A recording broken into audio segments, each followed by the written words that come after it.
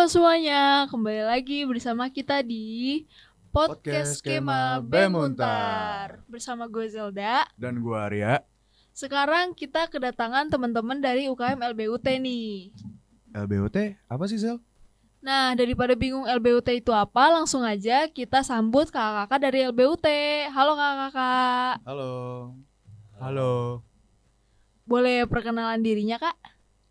Oke, halo Zelda, halo Arya. Halo. Sebelumnya gue Farhan dari LBUT dan gue ditemenin sama temen gue.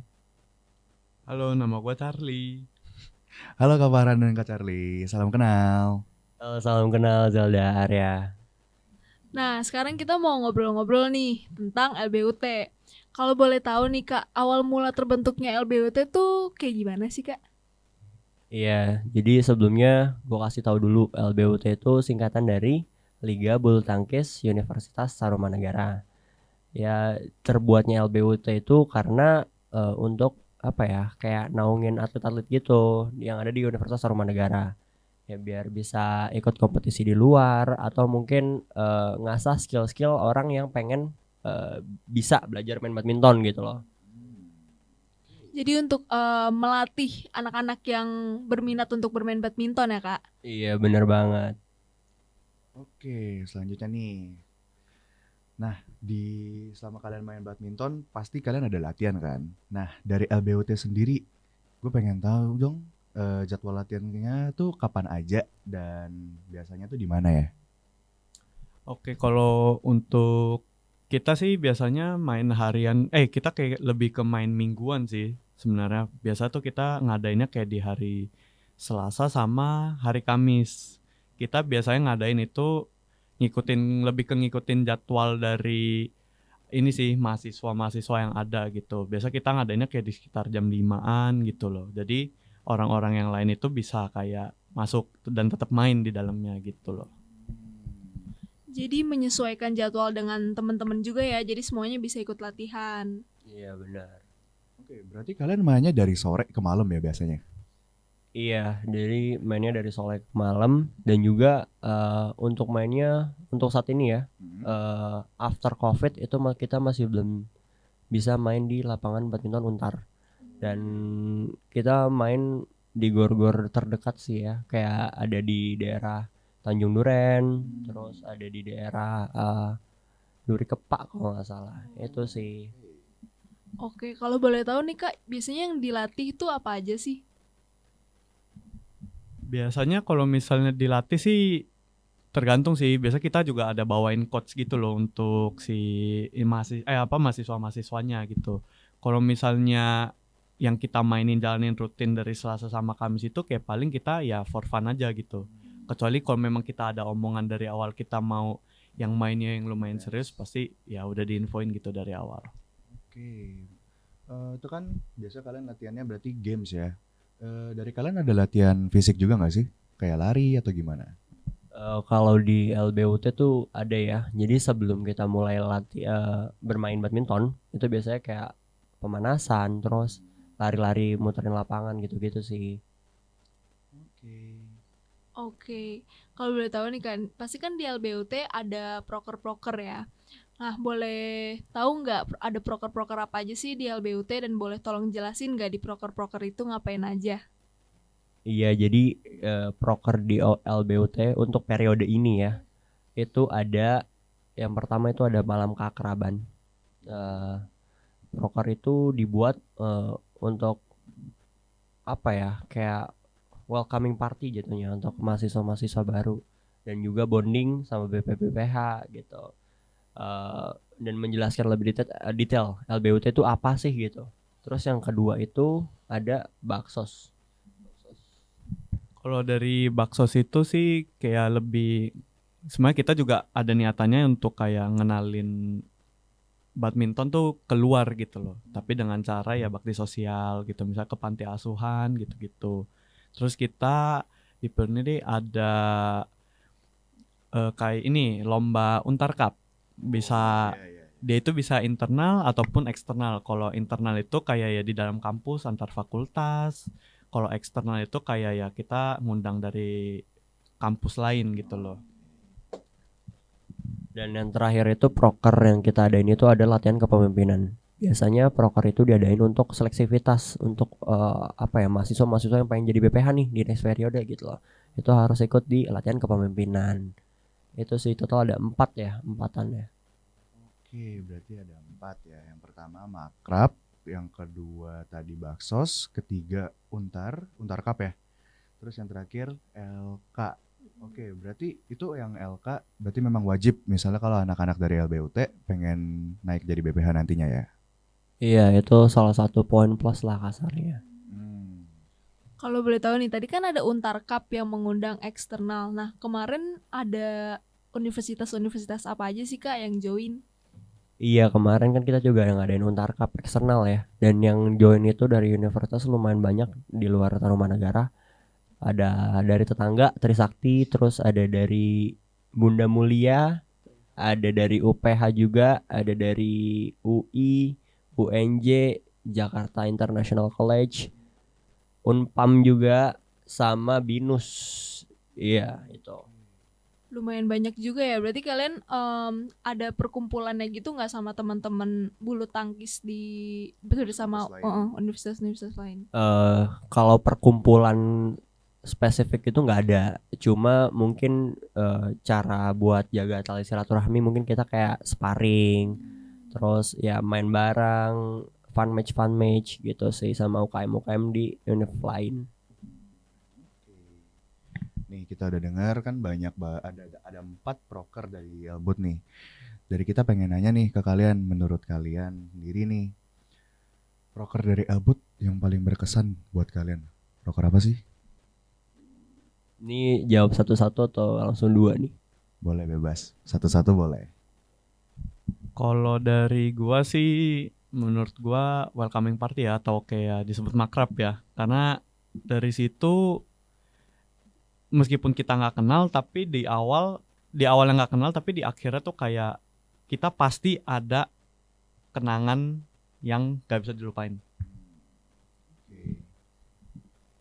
Sama sih, gue juga makrab sih karena bondingannya tuh dapat banget ya sama mahasiswa baru, terus sama BPH juga yang tadinya BPH belum terlalu deket jadi bener-bener nyatu gitu loh. Nah, kalau proker terbesar mungkin Untar Cup. Ya karena itu salah satu kompetisi badminton yang kita selenggarain juga, dan apa ya, skalanya kan sampai luar universitas ya. Gak di Universitas Tarumanagara doang. Jadi kita bisa ngenalin badminton dan ngenalin Universitas Tarumanagara ke luar daerah gitu loh. Oke, tadi kan udah prokernya menarik banget ya. Banget sih. Nah, kalau boleh tahu tuh kalau mau masuk LBUT itu ada seleksinya gitu nggak sih? Harus bisa main kah? Atau harus menguasai teknik apa gitu? Kalau untuk masuk ke LBUT enggak sih, kita justru malah open banget gitu loh. Selama kita masih buka open recruitment itu ya kita open, semua yang mau masuk kita pasti terima gitu loh. Kita juga nggak mandang dari orang yang entah masih belum kenal atau paham tentang badminton atau nggak, dia nggak bisa main, kita juga nggak mandang itu gitu loh. Kita justru welcome banget gitu ke orang yang emang mau masuk, dan kita senang banget kalau dia juga mau nanya gitu loh ke kita. Kayak Intinya kayak dia pengen berusaha tahu tentang dunia badminton tuh kita udah seneng banget gitu loh. Oke, berarti dari LBUT itu sama sekali nggak ada syarat ya buat mahasiswa-mahasiswa buat join ya? Syarat spesifik gak ada sih. Oke, malah kalian seneng kalau mereka yang pengen tahu soal LBUT ya? Oke, terus gue pengen nanya nih, tadi kan dari kalian sendiri udah ada ngadain Untar Cup tuh. Kalau dari kalian sendiri, biasanya kalau ngikut lomba, itu lomba-lombanya kalian cari sendiri atau biasanya kalian kayak diajakin gitu, yuk ikut lomba yuk gitu? Kalau lomba dari universitas lain itu biasanya kita diundang dari UKM badminton universitas lain biasanya. Oke. Dan juga ada beberapa yang kita daftar sendiri gitu loh. Jadi mungkin kondisional aja sih. Oke. mostly sih memang kebanyakan kalau dari luar itu kita di kontak sih, paling kayak via Instagram gitu. Karena biasa badminton itu kayak UKM-nya itu antar kampus itu paling aktif di Instagramnya. Jadi paling gampang itu kalau mau nge-reach itu dari Instagram gitu. Oke, kalian kan tadi udah sering ikut lomba-lomba gitu. Nah, kalau boleh tahu prestasi apa aja nih yang pernah kalian raih di UKM LBUT? Kalau prestasi tuh yang paling happening banget tuh buat kita itu ya, kita udah ngirimin atlet ke Malaysia di Mara University waktu itu tahun 2018. Itu kita dapat masuk ke perempat final dan ganda putri kita itu di juara 3 kalau nggak salah. Dan prestasi-prestasi lain itu 2016 tunggal putri kita juara di Universitas Negeri Malang.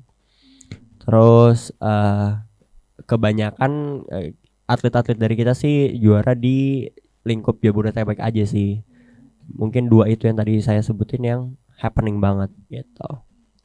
Wah, prestasinya sih ngeri-ngeri ya. Iya. Ada yang sampai ke Malaysia, sampai ke mana-mana. Dari skala nasional sampai internasional loh ya. Wah. Ini buat mahasiswa-mahasiswa yang jago-jago main bultang atau pengen main bultang, boleh banget nih join Kalbut nih. Oke. Nah, tadi kan itu kita udah bahas prestasi sampai keluar-keluar nih. Gue pengen nanya nih ke kalian. Kalian punya nggak sih idola dalam lingkup bulu tangkis nih? Kalau ada, boleh nih disebutin namanya siapa? Kalau gue ya, salah satu idola gue dan panutan ya, asalnya kayak inspirasi gue itu di Chandra Wijaya. Dia itu juara Olimpik ganda putra. Dan Taufik Hidayat mungkin ya. Itu mungkin basic Hidayat. banget ya, cuma Taufik Hidayat happening banget lah dia. Ya itu memang nggak bisa salah sih. Legend ya. Sebelumnya aku pengen tanya sih, ini harus kayak atlet nasional dari Indonesia kah, atau panutannya itu boleh kayak teman atau apa gitu? Boleh. Kalau gua dari Indonesia sih pasti gua pilihnya kayaknya Kevin Sanjaya salah satunya sih. Ya. Karena menurut gua gila, dia untuk pemain depan sih udah paling bagus banget gitu, dan ya pasti ada tengilnya gitu. Kalau temen sih ada sih, ini Muhammad Farhan namanya. Dia tuh Widih. waduh, kalau main kayaknya tengil banget gitu. Padahal skillnya nggak seberapa. Waduh. Balik dari sini, buy one nih kalian ya. Menarik. Idolanya beragam ya, ada yang dari teman sendiri, ada yang dari skala nasional, internasional. Wah, unik sih. Terus kalau boleh tahu nih, pendapat kalian tentang badminton di Indonesia meningkat dengan pesat tuh gimana sih? Sebenarnya kalau kita tarik dari sebelum Covid sama sekarang ya, dibilang berkembang pesat enggak sih. Cuma positifnya kita jadi lebih merata aja ya, dari berbagai sektor gitu loh. Semisal di sebelum Covid itu ganda putri, tunggal putri itu benar-benar merosot banget. Tiba-tiba sekarang udah mulai naik nih prestasi-prestasinya. Cuma mungkin ada beberapa dari sektor yang mulai menurun, yang tadinya pesat banget kayak ganda putra gitu loh. Mungkin lebih merata aja sih, dan itu salah satu hal yang bagus buat kedepannya. Oke, kalau gitu. Nih, gue pengen nanya juga nih. Misal nih, kalau kalian nonton pertandingan bulu tangkis gitu, biasa kalian nontonnya tuh offline kah atau online tuh? Ini mungkin dari personal masing-masing ya. Kalau Iya. misalnya dari guanya itu mungkin lebih banyak online sih. Karena kalau dari offline, kalau gua personal itu gua nggak terlalu sering yang kayak ngeliat gitu loh, yang secara offline-nya. Tapi kalau ngeliat kayak dari YouTube atau apa tuh kayak pasti sering gitu ngeliat gitu.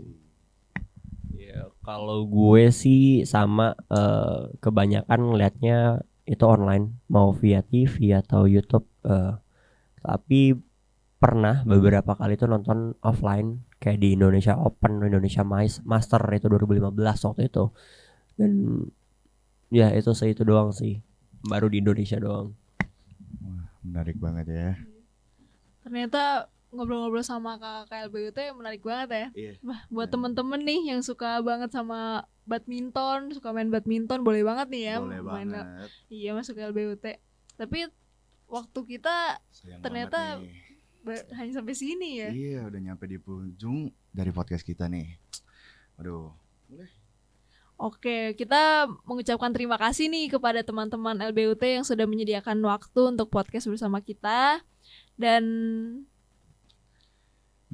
ya kita personally say thank you buat Kak Farhan sama Kak Charlie udah mau nyempetin waktunya buat datang ke podcast kita nih. Oke, thank you juga Zelda Arya. Nah, sayang banget nih para penonton. Ya, kita bakal ketemu lagi di episode selanjutnya ya. Oke, bye-bye. See you di Bye-bye. podcast selanjutnya.